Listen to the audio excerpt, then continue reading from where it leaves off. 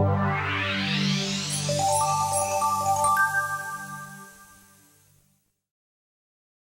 want to talk about this road to that very intense world and how we're actually going to get from where we are today, which is a world, and we're going to use these terms, ANI, AGI, ASI, narrow intelligence, general intelligence, superintelligence. How we're going to get from this world run by narrow intelligence, without us realizing it, this is what we live in right now, to a world with something much, much more extreme. Human and collective intelligence is what allowed us to build what we've built in this world, because no human, you don't even know how to make a pencil, okay? You don't know how to get the paint. How do you make paint? How are you gonna get the thing smooth and get an eraser? Do you know how to make an eraser? No. None of us knows how to do anything. Not one human knows how to do anything. This collective intelligence has become this much higher, this has become a super intelligent kind of creature of its own. AI is gonna have a much more extreme version of that, okay? It also doesn't get tired. It doesn't die. It doesn't forget things. Okay, we have forgetful memories. It has perfect memory. It works 24/7. There's all these reasons to believe that AI will not just kind of hang out, but it'll kind of do this. And we'll be saying, oh, look, the monkey can do monkey tricks. So the AI can do bird tricks and monkey tricks. Oh, my God, the AI can do what a 5-year-old can do. It's so cute. And then, oh, my God, it's smarter than everyone. You know, it was reading a children's book, and then later it's like reading the Giving Tree, and later that day, it's like come up with the unifying theory of quantum mechanics and relativity, and we're like, all right, then what, right? I mean, this is when things start to get really, really intense. Because that arrow goes a lot faster than the arrow on the left. So it can take us a long time to get there, but once it gets there, and this thing is improving itself, and smarter than Einstein would have been a pretty sick computer scientist if that's all he did with his life. How about something way smarter than Einstein? And its goal is to improve itself, because that's the goal that we gave it.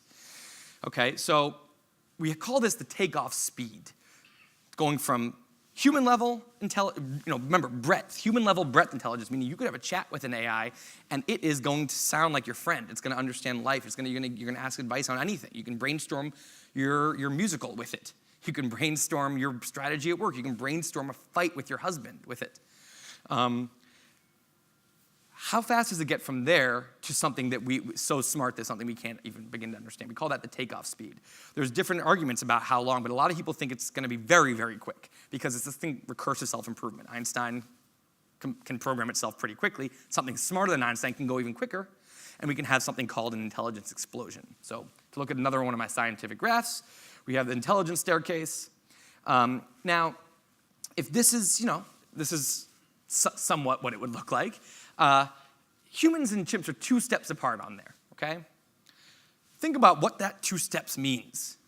Think about the power we have over chimps because of those 2 steps. First of all, not only can, I was hiking the other day, and I was just so amazed at night. There's stars, but not just stars. There's so many moving lights in the sky. There's satellites and planes.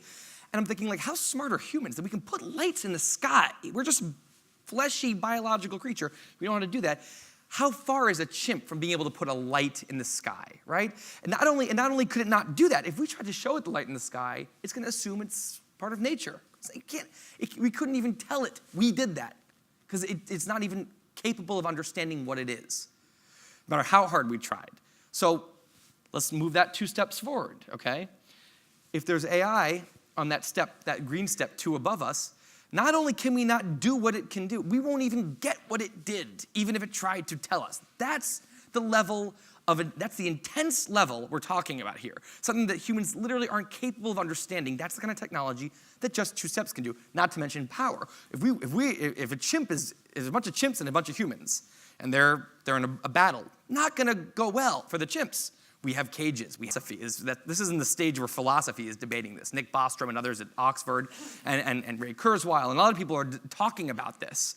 I was happy to hear Malcolm, after his research, say he feels optimistic. I always love hearing that, because no one knows. No matter what anyone tells you, they all act confident in their opinion. No one knows if this is going to be good or bad right now. We just don't know any better than you can ask a hunter-gatherer. Is the internet going to be good for the economy or bad in 2017? There's no way he can give an intelligent answer to that question. We can try, but it's hopeless.